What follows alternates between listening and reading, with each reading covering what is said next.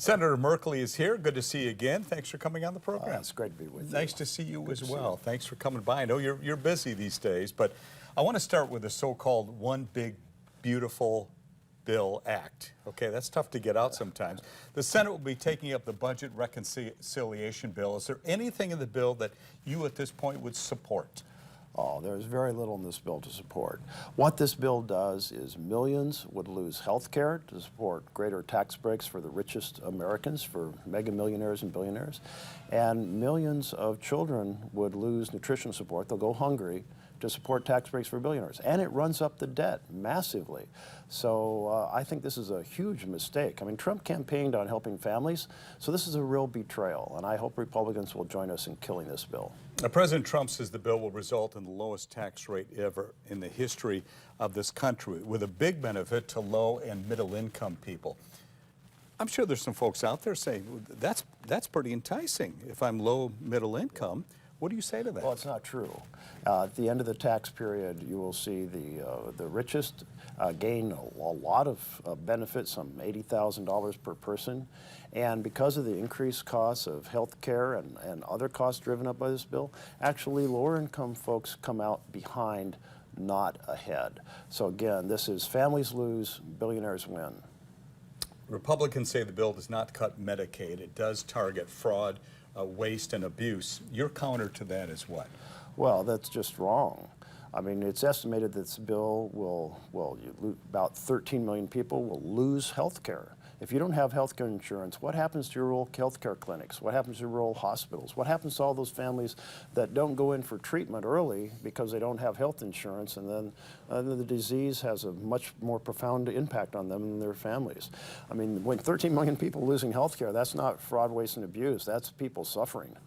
I want to have you listen to this. President Trump had this to say about Democrat opposition to the bill. Watch this. We don't have one Democrat vote. And if I were a Democrat, I'd be voting for this bill, and I'd get elected to any position I want as a Democrat. They're crazy. They're voting for a 65% tax increase, and they're only doing it for hatred. They're not doing it for any reason. They know it's terrible. Terrible politics, in my opinion. But so we have no Democrat votes. That means we have to get almost all Republican votes. And I think we're very close to doing that. I think it'll be very successful. Is he right about that? Will he get any support at all from your party? No, no one will support it.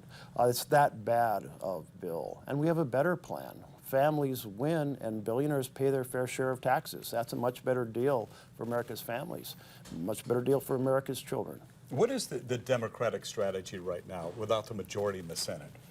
Well, the strategy is to convince our Republican colleagues to join us in opposition, because this is a special type of bill that is a simple majority.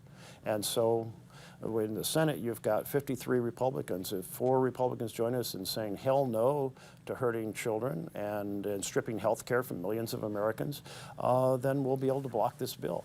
And I tell you, a bunch of folks who campaigned as fiscal conservatives on the Republican side, they're showing they're not fiscal conservatives, because this bill increases the debt massively, some $52 trillion over 30 years. I mean, this is incredible when you realize our current debt is only a fraction of that. Do you see a showdown happening here between the conservative moderates and the conservatives in this bill? Well, there are individuals who have said that they will not support this with the current level of debt.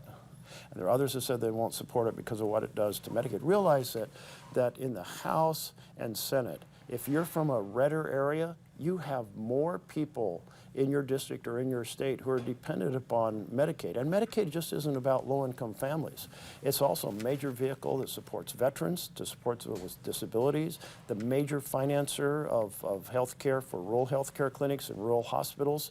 So there's a lot of downside for my Republican colleagues, as there are on our side of the aisle for the families who sent us to fight for them.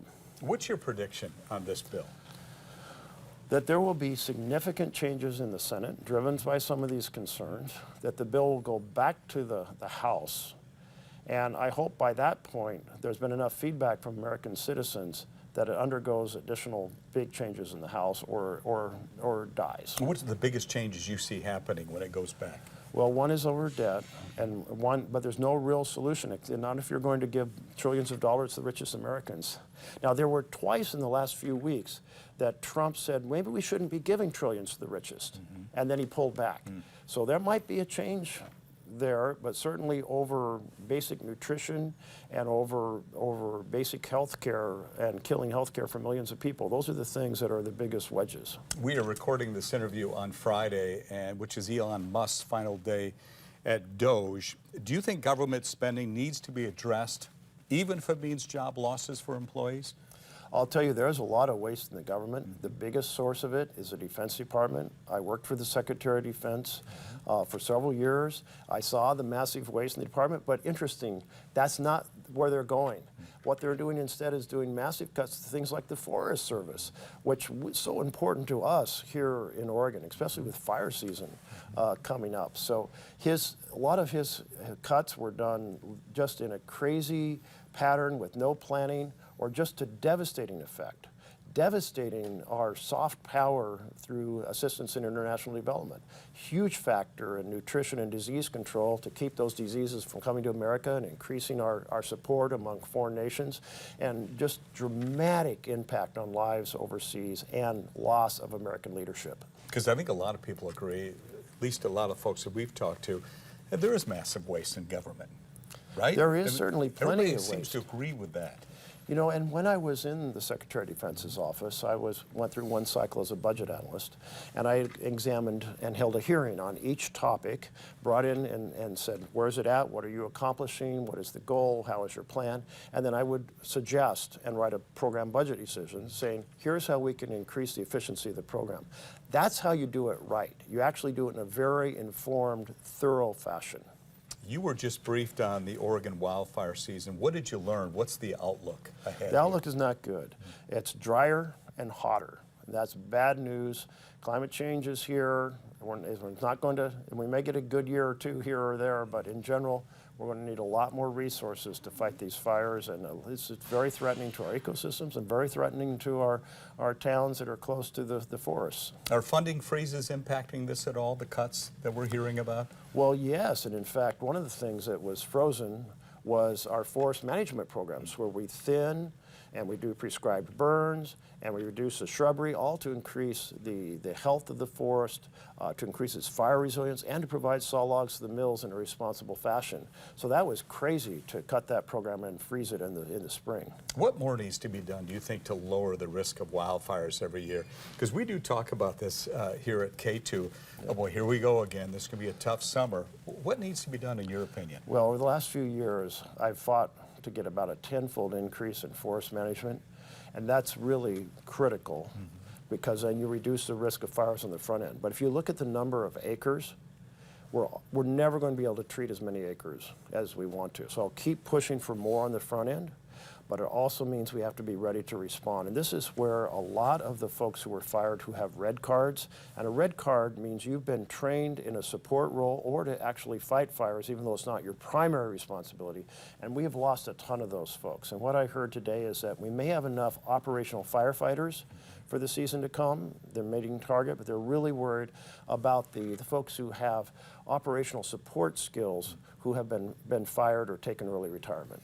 How is the Northwest Congressional Delegation responding to this whole fire situation? Well, one is I spent much of the last few months lobbying against the firings and the freezes, and we got a lot of people restored to positions, and now we've got to make sure that equipment can be moved, that funding doesn't run out. I think we're okay on the funding, but we're a little more concerned about the contracts for things like planes to support the fire retardant or dropping water, helicopters, and so forth. I want to show you something here. In March, during a Senate Appropriations Committee hearing, you pressed FBI Director Kash Patel on upholding the constitutional right to due process.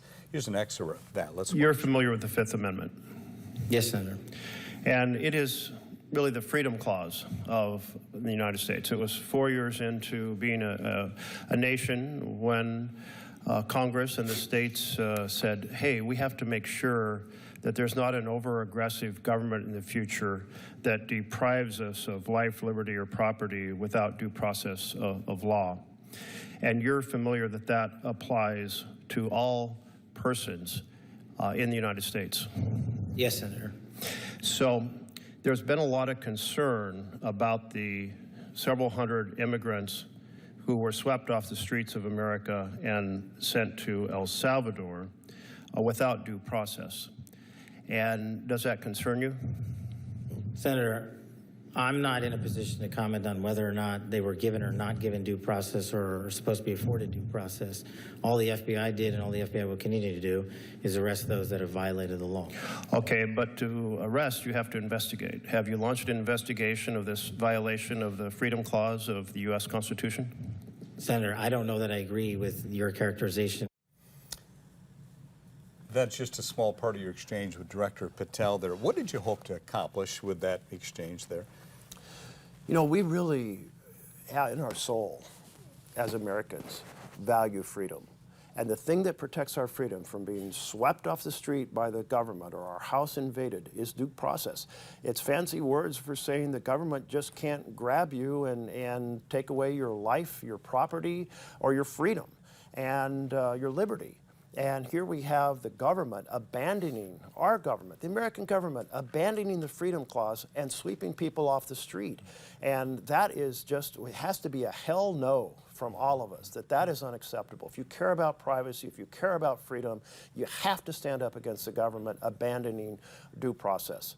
It might be your neighbor who happened last week, it might be you who happens next. You got fired up on that exchange. I've known you for a long time. That's one of the most heated I've seen you in that environment. Yeah, we didn't get to the whole heated part that followed, but yeah, I think it's absolutely outrageous, and the Trump administration doesn't really value the importance of some of these clauses of the Constitution, and this is essential.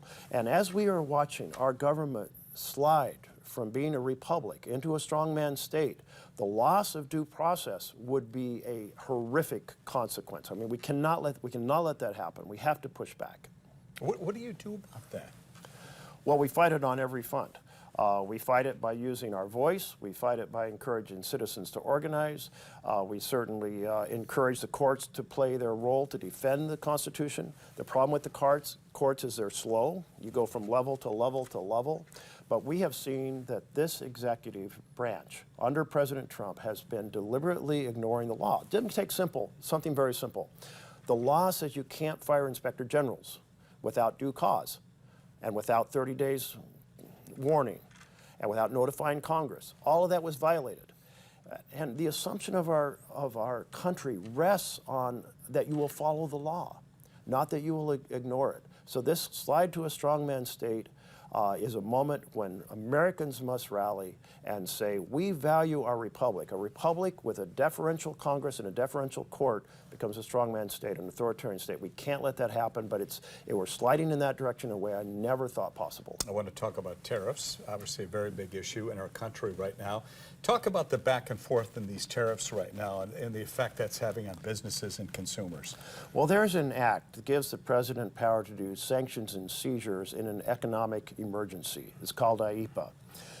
This says nothing about tariffs. The president said, I can use this to set tariffs on any country at any moment. And Dan Rayfield, our Attorney General in Oregon, led a national strategy of taking to this court and saying, wait, this law doesn't give the president that power. And the court agreed. The U.S. Court of International Trade agreed. Now, a review court, an appeals court, has said, well, not so fast. We're going to put a stay on this because the president's saying it's an issue of national security. Give them a chance to respond. But Dan Rayfield is to really be complimented on leading this effort. This is the president, like I mentioned, authoritarian state, taking laws that don't give you powers and saying they do have powers. The president doesn't have that power, and I'm glad the court recognized that. What businesses do you think most people are concerned about when it comes to tariffs right now? Oh, my goodness. They're worried about the costs going up. This is Trumpflation. A tariff is a sales tax on Americans. And if it's done right, it increases manufacturing and investment in America. But to be done right, you have to have great consistency so investment decisions can be made. This chaotic tariffs on again, off again is the exact opposite of that. So we're getting the worst of both worlds. We're getting no encouragement for investment in the U.S. and a lot of increase in prices for families to pay. that's bad news any way you cut it. Now, if the president did end up going the congressional route on tariffs rather than executive powers, would you have supported a redo on tariffs in some capacity? Yes, done right. And I've often said, look, when we have trade with a low-wage, low-environmental country like China, it ships our factories overseas. There should be some effort to say, let's level that playing field a little bit to encourage things to be made in America. If you don't make things in America, you don't have a middle class in America. But this is tariffs done wrong, not done right. You hold a lot of town halls. You talk to a lot of folks. Number one concern you hear from Oregonians out there? Well, I have been surprised the amount of folks turning up to my town halls to say they're worried about losing our democracy, our separation of powers, our checks and balances. I expected to hear mostly about the economic effects, the pending Trump slump, that is the economy as people get reticent to spend with all the fluctuations and turbulence, and the economy might well head down, might head into recession. I expected them to be a lot more coming to say, hey, the price of this and that are going up because, hey, you know, fruit coming in from Mexico now faces a tariff or this or that. But many people came simply to say they're worried about the fundamentals of America, checks and balances, separation of powers, and preservation of our We the People Republic. When you hold those town halls, is there a difference in what you hear from Oregonians in the Republican-leaning parts of the state as opposed to the Democrat-leaning parts? What are you hearing from folks out there? There are a lot of regional differences. I hear a lot more, obviously, about ag in ag-centric counties of the state. Urban areas, you have a different set of stories. But what has struck me this year was in all 36 town halls, I've done them all now, was so consistent about the concern over economics and the concern about our freedom, our liberties, our republic. Do you get folks in the right-leaning parts of the state saying, hey, leave Trump alone on his tariffs? Do you get people say that to you? You know, in some years, I get massive turnout of folks saying, hey, you're on the wrong course. And that's why I hold town halls. I want to hear that. And certainly back in 2009, 2010, for example, the Tea Party was very organized, came to my town halls and said, you're wrong on Obamacare. And I had a lot of conversations about the pros and cons of that strategy that provided health care to a lot more people. But this year, well, the Tea Party's staying home. And so I got much more consistent turnout this time around of people in every part of the state worried about the path we're on. You have been a U.S. Senator since 2009. Your current term ends in 2027.